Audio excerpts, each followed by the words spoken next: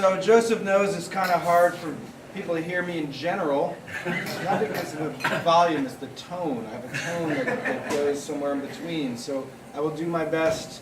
I've been speaking earlier today. I will try to keep the voice going.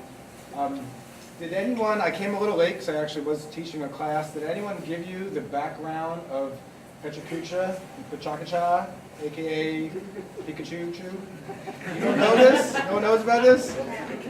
Quick one. It is actually, it's not a real thing, right? It was created by the Vermont Sustainable Jobs Fund. It's a cruel joke on people. It was unveiled at Farm to Plate, and it was initially 15 seconds, right? Which they realized wasn't enough to really make people suffer, so they made it 30 seconds for the presenter. Everyone else benefits, presenter suffers. So if you didn't catch that, there's 30 seconds per slide, and people are tailoring that to there. Now Dan's being pretty generous, I've noticed that. I'm actually a veteran of the Pecha Kuchas before. I want to be strict on that. There's two ways to do these. You could be totally scripted, aka the right way to do it, or you could wing it, which is the wrong way. I'm going to demonstrate the wrong way. Down 2 minutes now. Ready, set. How many? This all counts. I all counted? All right, thank you very much.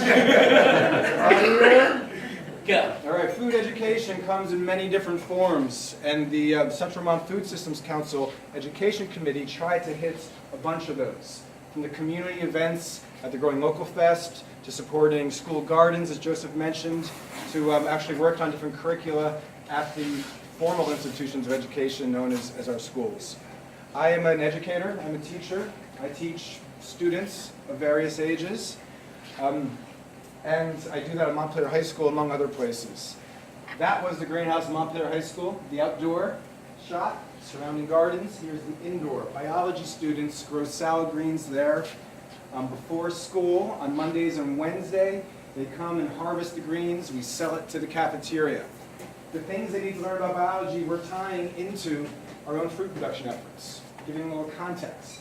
As a teacher, I'm sure as educators in the room, you know the key to education is student engagement. The key to engagement is providing relevance, context to what we need to teach, making connections. So that's what we've been doing with the food system. There's also obviously some real world service benefits. I'm sure everyone in this room knows that stats, 1,500 miles farm to plates. Here's our cafeteria, here's our garden, it's about 50 feet. Greenhouse is right over here, about 150 feet. Nice. So we've closed that gap quite a bit. Students are learning that while they're also learning about osmosis and tubers and everything else that comes with that. There's the 3 R's in a nice graphic right there. Relevance, rigor, relationships is that third of the new 3 R's. Here's a group of students with some MHS squash. We call it MHS squash because we've saved the seeds for a number of generations now.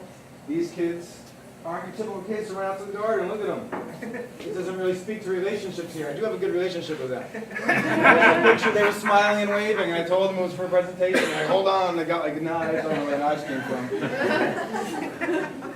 All right, when you teach in that manner, when it's not all scripted like that in the classroom, you're taking risks.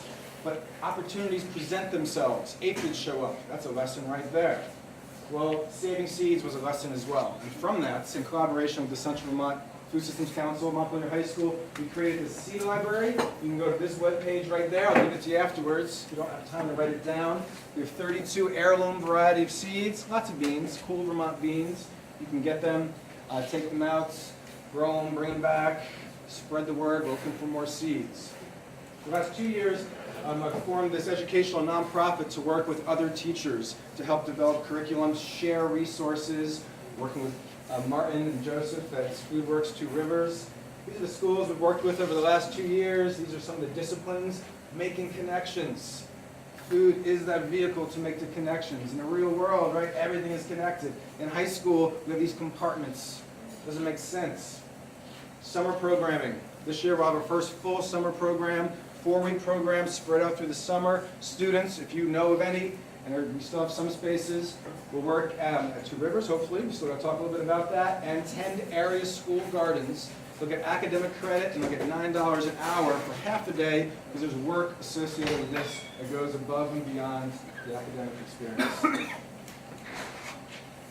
my head, that was 29. Okay, you're on it? So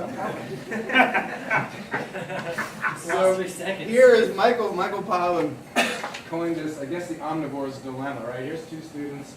I often, talk to people and I say, yeah, some of my students are going to go on and be future producers, future farmers. We know that. I'm psyched about that. I know some have already done that. I've been doing it long enough.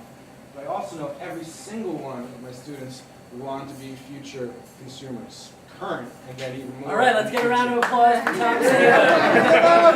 I had a big conclusion. I knew you could. So here's the dilemma, right? The omnivore's dilemma. Dilemma, though, is when you have, what, like 2 choices. We know there's more than 2 choices. And they're hard ones. A lot of kids their age don't really even know there are choices. So part of the education, part of building a sustainable food system is getting them to realize that. It's good for our local economy, it's good for our environment, certainly, it's good for our bodies, there's the nutrition piece, but it also happens to be a great way to teach that we already need to teach. Thank you.